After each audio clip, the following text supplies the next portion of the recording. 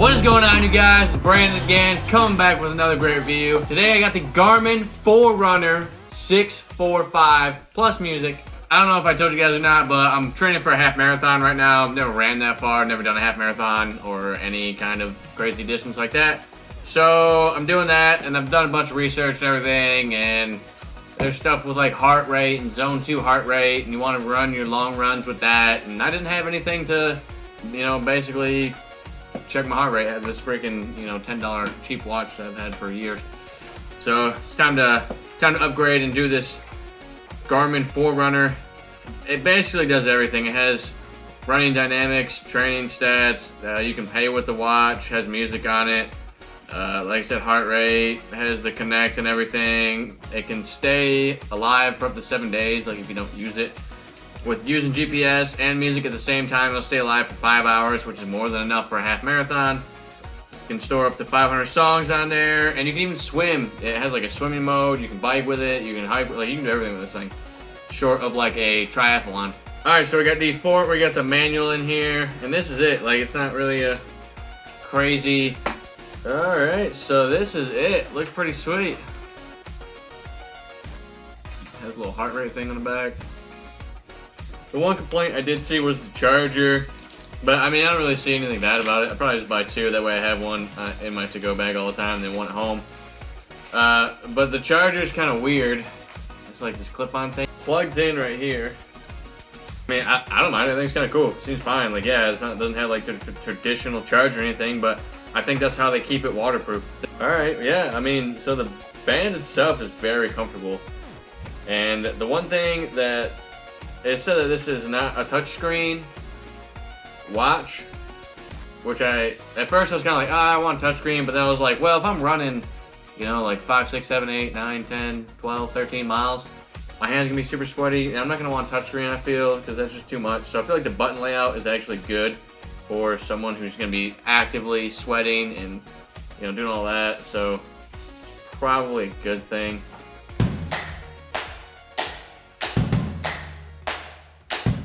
Wrote down some things I want to talk about. I just want to go over a few things. I'm not going to do a super in-depth review because there's a bunch of those online already. If you're doing some sort of like endurance running, like I am doing, practice for a half marathon. I've never ran that far. I just ran 8 miles last week, and I'm stepping up a mile each week. You're able to run smarter and not harder. So you're able to, this watch will help you not get injured.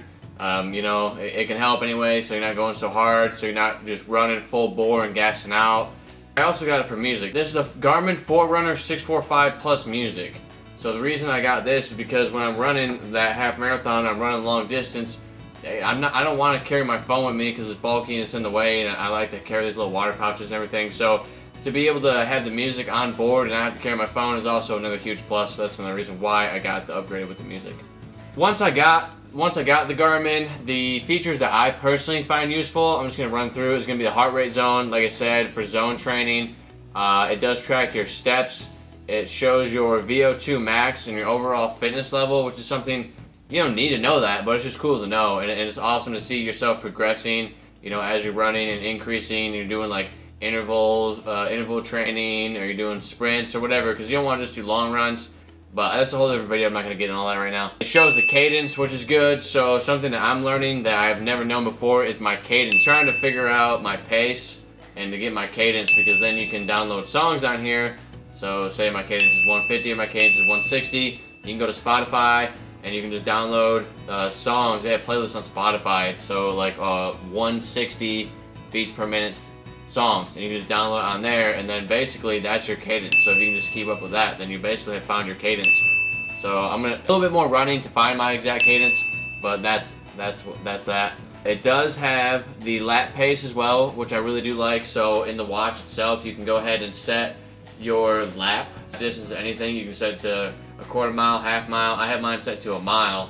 That way I can track how fast I'm going in that mile. Anytime I hit a mile, it'll like beep and it'll tell me my time that I got for my lap pace, which again, I have personally set as a mile. Some of the bonus things that I found on there is that it tracks your sleep. I didn't need it to track my sleep, but I do find it very interesting and very cool.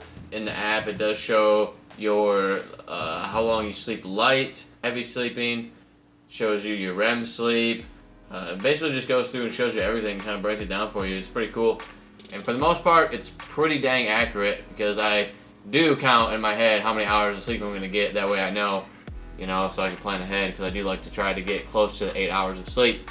It also tracks hydration and calories as well, so it can be linked to your MyFitnessPal, which I think is really cool because you just link this into there and then it will automatically take the calories from the watch and put it into MyFitnessPal, and it'll calculate that to kind of help you with your calories. However, the calories that the watch says you burned, you want to take that with a grain of salt because it's most likely going to say you burned way more calories than you actually did.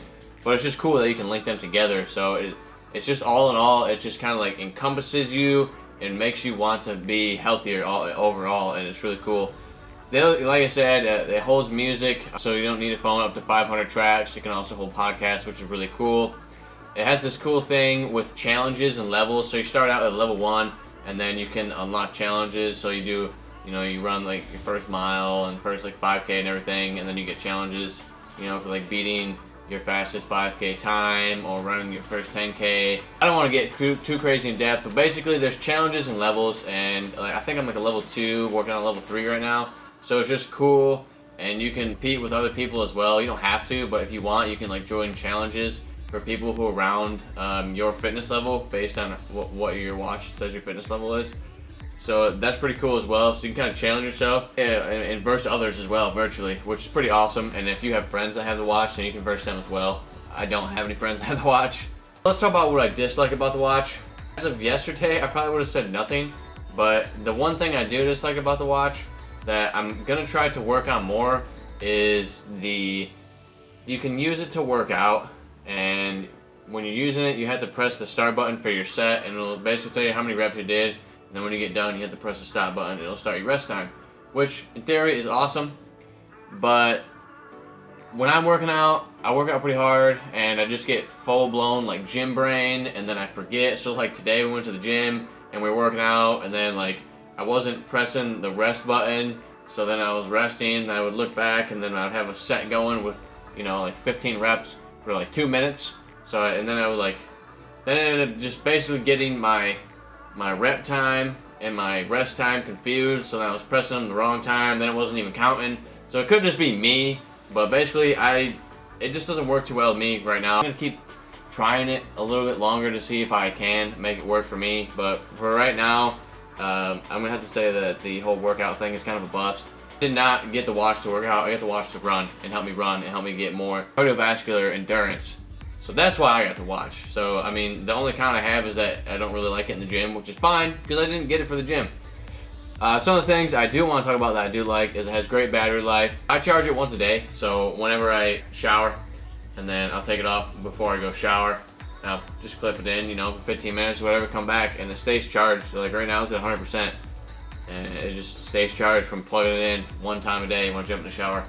But you name it, and it's on this watch, and it goes very, very in depth. It'll show you your average stride length. It'll show you how well you were conditioned, the average temperature.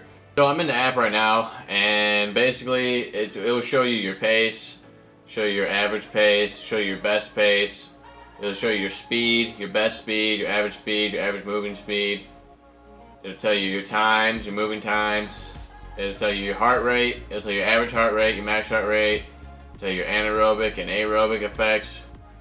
Your running cadence. Like I said, my last run cadence was 154. My highest was 172. My average stride length was about a meter. It was 0.97, and that was for 8 miles. It tells you elevation gain, calories, average temperature, and you can go really, really in depth. So, I mean, it has everything, you know, and if you're not really a swimmer right now, which the one thing I haven't been able to do is take to swimming because of the current situation of the world right now. Swimming pools that are open, everything is kind of closed. And I hear it is very accurate swimming as well. You can do hiking and everything, and you know, if you're not doing the features right now, that as you grow and get older and your hobbies change, your activities change, the watch can grow with you, and you can change and grow with the watch, which is really awesome. So in the app itself, I only have one pair of running shoes right now, so I have that set as my main running shoes. So anytime I go run, it'll automatically track my miles on the watch, so that any miles I track on my watch that are running miles are automatically going to attribute that to the shoes that I have loaded in here, because I have them loaded as my only running pair. So then it'll tell me how many miles I've actually put on that pair of shoes, like the lifetime miles, which I thought was really cool. So I set it to be 400 miles. You know, if they break before then obviously I'm going to get new shoes. But that's just a really cool feature. And I mean, there is just a boatload more features in this thing that, like I said, I'm not going to go crazy in depth because there's way more videos on YouTube that do go crazy in depth. I mean, I can't stress it enough how much I love this watch. I really do. It just, overall, like if you are trying to become healthier and you're focusing on it, the watch and the app, like together, just make you want to do better, you know? Because it's like kind of like a video game. You got your level 1, oh, now I'm level 2, and then level 3. And you know, you just try to beat your last week's score and everything, and it just keeps you healthy, keeps you on point. And if you're sitting down too much, the little watch will, you know, buzz you and it'll say, hey, get up and move, you know? Like, okay, well, get up, go walk the dog or whatever. So, you know, keeps you healthy that way. So, the Garmin Forerunner 645 price range, I believe that I picked it up on Amazon for about $330, somewhere around there, give or take, maybe like $350, but it's not crazy expensive. It is definitely some money to be shelling out for a watch. I understand that, because when I shelled it out, I was like, man, hopefully I don't have some buyer's regret. But once I got my hands on it, no buyer's regret at all. I can definitely say that. I really do love the watch. I love all the features about it. Or if you're on the market for a smartwatch, definitely give this Garmin Forerunner 645 plus music a look, because this thing is awesome. Go ahead and look at some more in-depth videos. Price point ain't too bad. It's really, I mean, it's just awesome. And here I go, I'm rambling again. But yeah, that's it. So if you did like the video, please go ahead and give it a like, comment, share, subscribe, and click the bell button. That'd be greatly appreciated. It helps out my channel. I got a bunch more reviews coming on the way. I drop a new video every weekend, and I'm gonna see if I can't drop another one of those delicious, low-calorie, sweet videos coming up soon. So that's that. Yeah, y'all have a great weekend, and I will see you next week.